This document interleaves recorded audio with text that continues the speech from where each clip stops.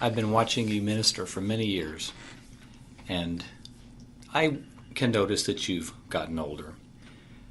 However, it seems to me that when you stand in a pulpit, open the Bible, and begin to teach, you seem precisely the same as when I first laid eyes on you in 1973. And I know that you're a born teacher. What does it feel like when you're operating in that gift, teaching the Word? It's strange you say that, because my son-in-law, the director of our ministry, has said the same to me. He said, when you stand up to preach, open the Bible, years fall away from you. When I preach, I'm like a duck in water, you see. I mean, that's what God called me to do. He's trained me to do it, and I'm doing it. And I mean, you put a duck on land, it waddles around and looks pretty stupid, but you once put that duck in the water and it takes off. I think the part of the lesson is that if we are moving in our God-appointed ministry, we'll flow. There'll be a release. I'm grateful for the mercy of God, but I mean, I'm happy. I trained teachers for 5 years for African schools in Kenya, and I came to this conclusion.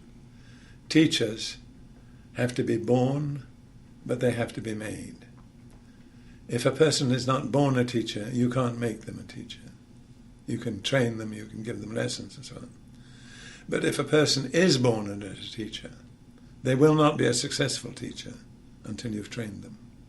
And I think that's true, at least in my experience. Being a teacher is a calling. And God specifically called me to be a teacher. But I'm also born a teacher. I mean, if I wasn't teaching something, I'd be teaching something else. It's just the way I am. But the Bible does say, do not desire many of you to be teachers. I'm really troubled when I see how many people are volunteering to be teachers, especially women. But I think in most cases, not in all cases, but in most cases, it's not appropriate. And James says if we do that, we'll receive the greater condemnation. If we claim to be teachers and we are not really qualified, then we are leading people astray and we're bringing condemnation on ourselves. Are there any particular Bible teachers that you have especially enjoyed listening to yourself over the years? Well, I'll surprise you by one of them is Marilyn Hickey. I mean, she is a called Bible teacher, and I've never heard her without enjoying. I've heard many, many others. My dear brother Ern Baxter was a called Bible teacher.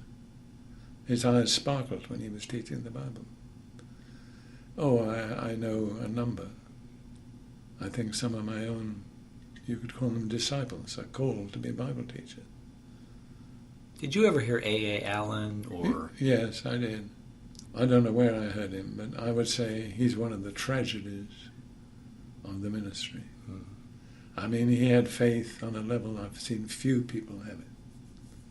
He once took what you'd call not much more than a mongoloid child, held him in his arms and prayed of maybe 10 minutes or more, and that child became perfectly normal in his arms. His problem was success. And I don't intend to bring any charges against him, but his end was a disaster. Smith Wigglesworth, did you ever meet him or hear him? No, the people who led me to the Lord were personal friends of Smith Wigglesworth, but that's as near as I came.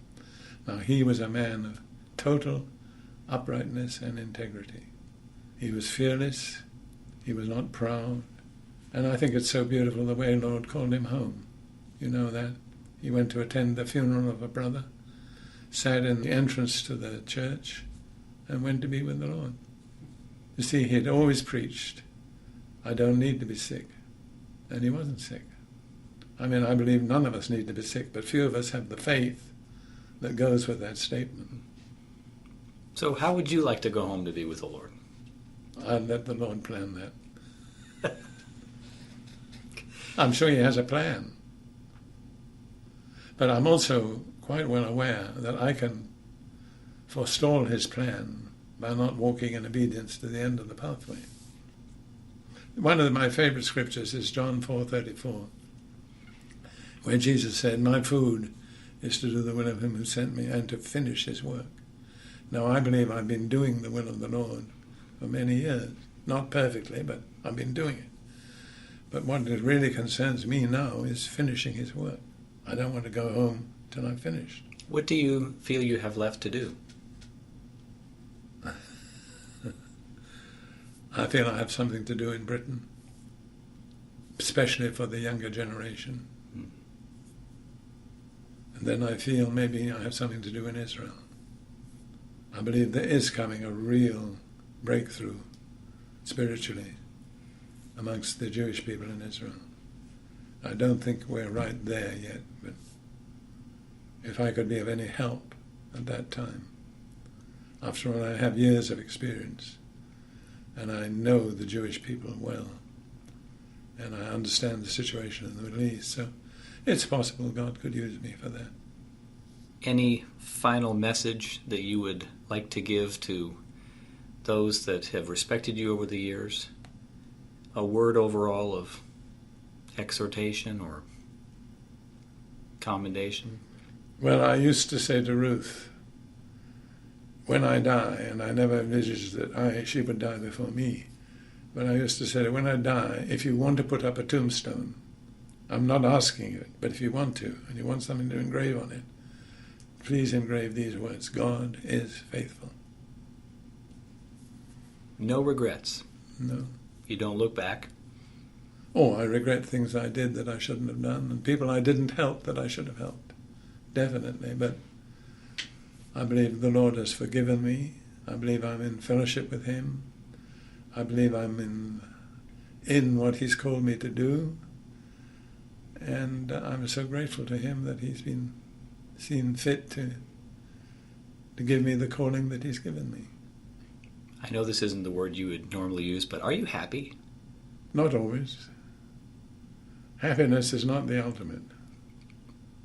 I mean, I go through periods of grief. I also do go through periods of tremendous suffering on behalf of those who are not being cared for. The ones I've listed: the orphans, the widows, the poor, and the oppressed.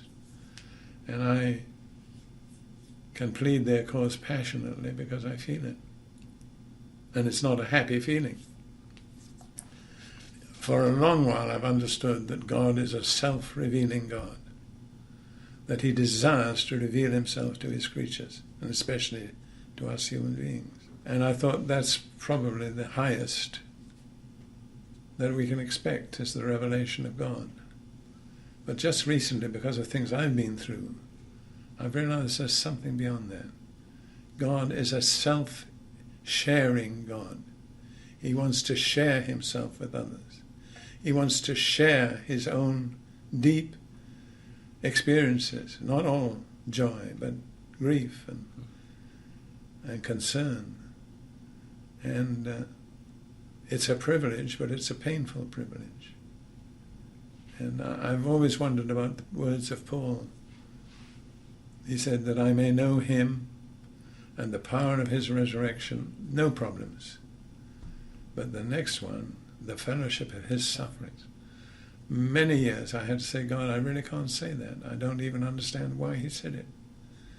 But I believe I've come to see that in sharing the Lord's sufferings, we come closer to him. We know him better than we would in any other way.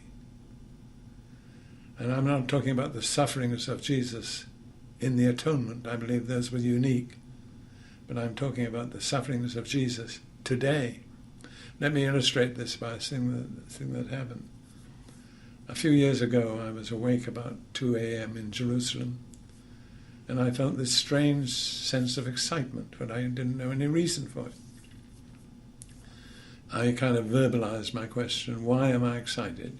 And I felt I got the answer, because all heaven is excited, and you are experiencing some of the excitement of heaven. Well, that's wonderful. Then I said, well, why is all heaven excited? And the answer was, because Jesus is excited. And when Jesus is excited, all heaven is excited.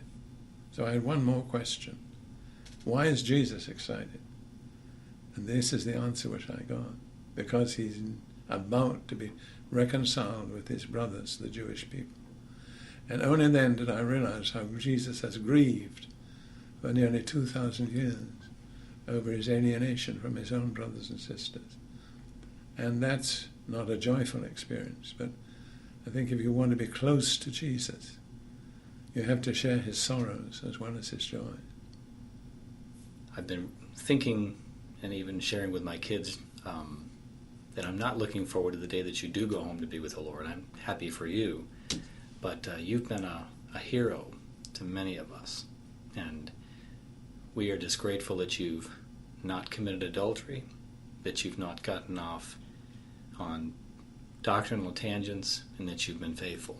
Mm-hmm. And as I travel America, what people now say to me is, thank God that Derek is so balanced, that he's stayed faithful, and that we know when we hear him that we're going to hear what's safe and yet what's provoking, what provokes us to grow. And they actually are, as am I, so grateful that you've been faithful. So I would just, maybe you could close just by praying for all of us that have loved you and followed you and known you, whatever your heart would tell you. We don't worship you. We're not Derekites, but we believe what Paul said, and that is that we thank God for the role models that we've had, the fathers in the faith, and we want to imitate you as you've imitated the Lord. There's many people that'll never get to sit across a table from you or get your hand laid on them that would really appreciate any kind of a prayer or a blessing that you might be willing to give. Well, Father, I want to say thank you for the many younger people who've come into my life at various times and been a blessing to me and a challenge to me. And I want to pray for all who have been influenced and helped by my ministry and my teaching, that you will bless them, that you will keep your hand upon them, that you'll keep them faithful to the end, and that one day we shall all share a joyful reunion with you in heaven. Keep us all, Lord, each of us and every one of us. Keep us with your good hand upon us. Protect us, guide us, bless us, and make us a blessing. For Jesus' sake.